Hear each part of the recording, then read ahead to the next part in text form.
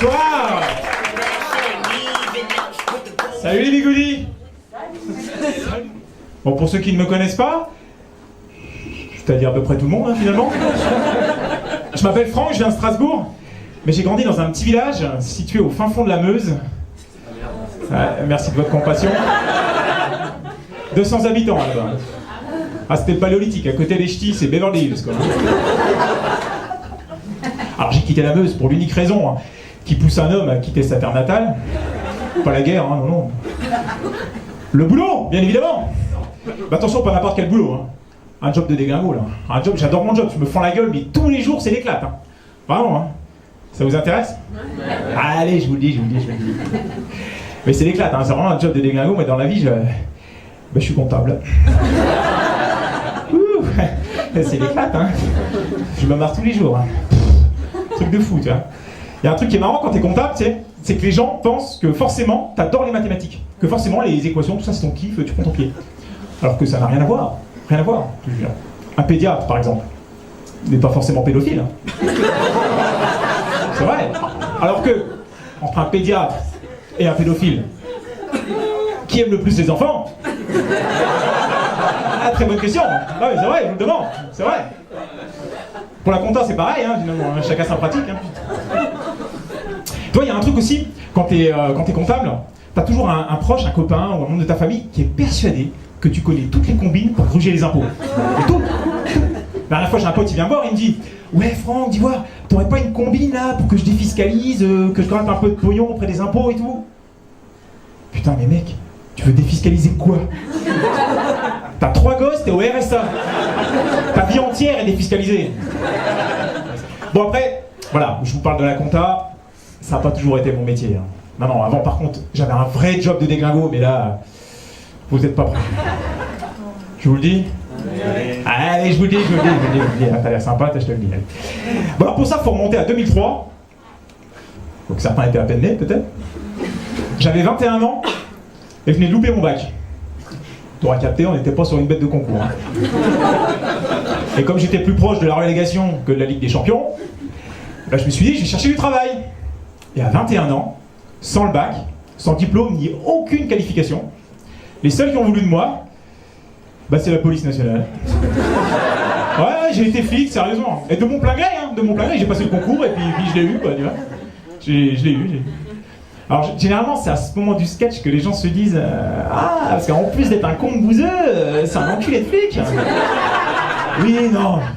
Je sais. C'est les flics qui ont la réputation d'être racistes ou bien alcooliques. C'est faux. C'est bien souvent les deux à la fois. Hein. Même violent, misogyne, sexiste, homophobe, islamophobe. Enfin, il y a un peu teubé aussi parfois. Non, si, teubé, je t'assure. Je me souviens dans la brigade, j'avais 2 collègues. Pour eux, l'orthographe, c'était une partie de poker.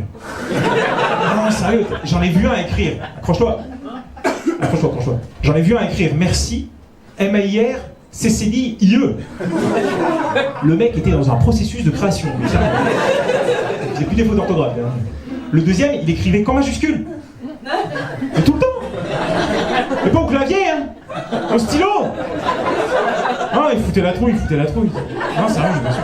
Après, ils étaient cool quand même parce que c'est avec eux que j'ai appris la définition et la mise en pratique de la coercition. La coercition, il y en a qui savent ce que c'est? Oui. Bon, pour ceux qui ne savent pas, parce que généralement les gens ne savent pas, mais là visiblement j'ai un public érudit. Alors pour ceux qui ne savent pas, la coercition, c'est la façon légale de dire qu'en fait en tant que flic, si tu refuses de me suivre, bah je peux te péter la gueule en fait. Hein? C'est l'usage de la force strictement nécessaire. Je te défonce mais avec courtoisie. Hein? Et je me souviens la première fois que je l'ai vu en pratique, on était appelé sur un cambriolage et on voit un mec s'enfuir en courant.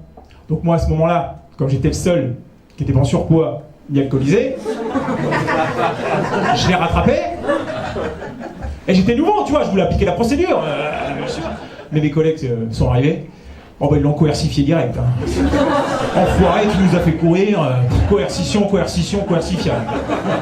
Les mecs savaient pas l'écrire, mais ils avaient bien compris la définition. Oh putain, foutez la trouille. Je te remercie. Alors, Vraiment, merci, merci.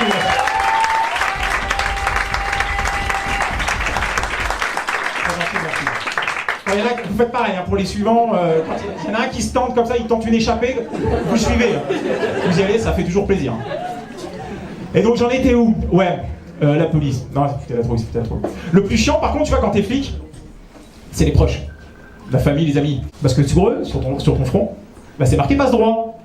Parce qu'en général, ils aiment pas les flics, mais toi, c'est pas pareil. Donc ils venaient me voir pour que je fasse sauter leur PV.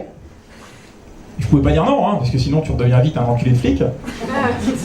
Donc bon, j'étais flic, ok, mais version Wish, tu vois. J'avais absolument aucun réseau, aucune connaissance, rien, j'étais claqué comme flic, rien. Mais je pouvais pas le dire, je voulais pas perdre la face. Bah non, du coup les PV, bah, c'est moi qui les payais. Oh bah j'ai rapidement perdu mon permis de conduire, mec, c'est comme... Mais bon, je leur en veux pas, tu vois, c'est normal pour eux de demander, de solliciter, tu vois, c'est comme quand t'es kiné. Tu sais très bien que le dimanche, au repas de famille, tu vas finir par masser un cousin ou une belle-sœur.